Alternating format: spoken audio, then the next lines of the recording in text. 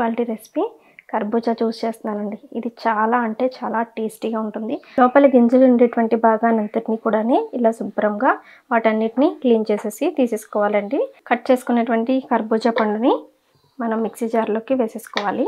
ఈ మాత్రం సైజులో మనం చిన్న చిన్న పీసెస్ని గార్నిషింగ్ కట్ చేసుకుంటే చాలా బాగుంటుంది. పాలు వేయకుండా మనం దీన్ని ఒకసారి మిక్సీ పట్టుకోవాలి.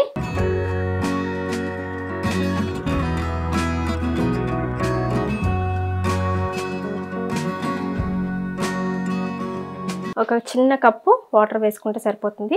ఇప్పుడు మరొకసారి నేను దీన్ని బ్లెండ్ చేస్తున్నాను.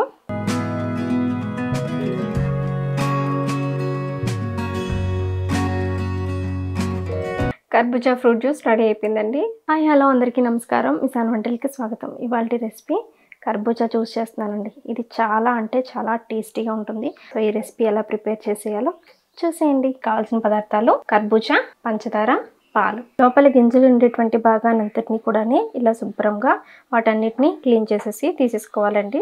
ఇప్పుడు అరముక్క తీసుకున్నాను కదా, ఈ కర్బూజా అంతటిని కూడా మొత్తం పీల్ చేసేసుకోవాలి. ఇప్పుడు దీన్ని మనం చిన్న చిన్న ముక్కలుగా ఈ కర్బూజాని కట్ చేసుకుందాం. ఫస్ట్ గార్నిషింగ్కి కట్ చేసుకుని ఆ తర్వాత జ్యూస్కి మనం ప్రిపేర్ చేసుకుందాం. ఈ పీస్ గార్నిషింగ్కి మనం పక్కన పెట్టేసుకోవాలి. ఇప్పుడు జ్యూస్ ప్రిపరేషన్కి మీడియం సైజులో కర్బూజా ముక్కల్ని కట్ చేసేసుకుందాం.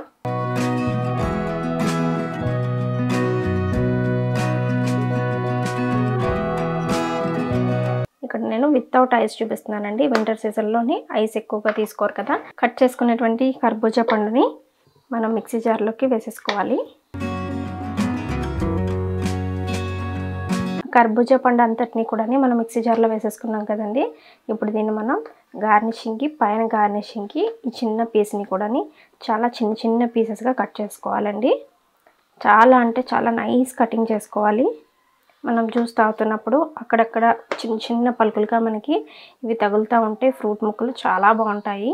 సో దానికోసం అని చెప్పేసి మరీ పెద్దవి కాదు, మరీ మీడియం సైజ్ కాకుండా, మరీ చిన్నవి కాకుండా ఇలా ఈ మాత్రం సైజులో మనం చిన్న చిన్న పీసెస్ని గార్నిషింగ్ కట్ చేసుకుంటే చాలా బాగుంటుంది. ఇప్పుడు వీటిని ఒక చిన్న కప్లో వేసి పక్కన పెట్టుకుందాం. మిక్సీ జార్లో వేసినటువంటి కర్బూజా ముక్కల్ని దీంట్లోకి నేను ఒక 2 టేబుల్ స్పూన్ల పంచదార వేస్తున్నాను. పంచదార వేసుకుని ఇప్పుడు పాలు వేయకుండా మనం దీన్ని ఒకసారి మిక్సీ పట్టుకోవాలి.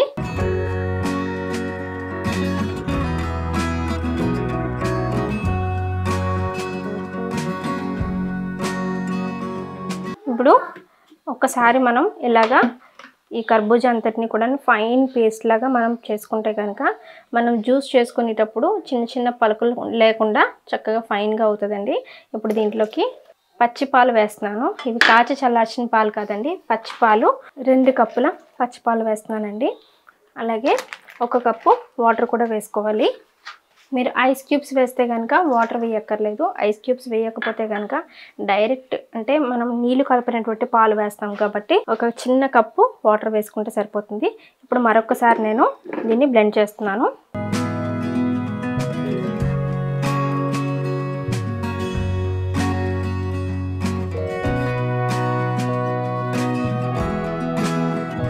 కర్బూజా ఫ్రూట్ జ్యూస్ రెడీ అయిపోయిందండి. మన ఈ యమ్మీ ఫ్రూట్ జ్యూస్ అన్నది కర్బూజా ఫ్రూట్ జ్యూస్ రెడీ అయిపోయిందండి. చాలా టేస్టీగా ఉంటుంది.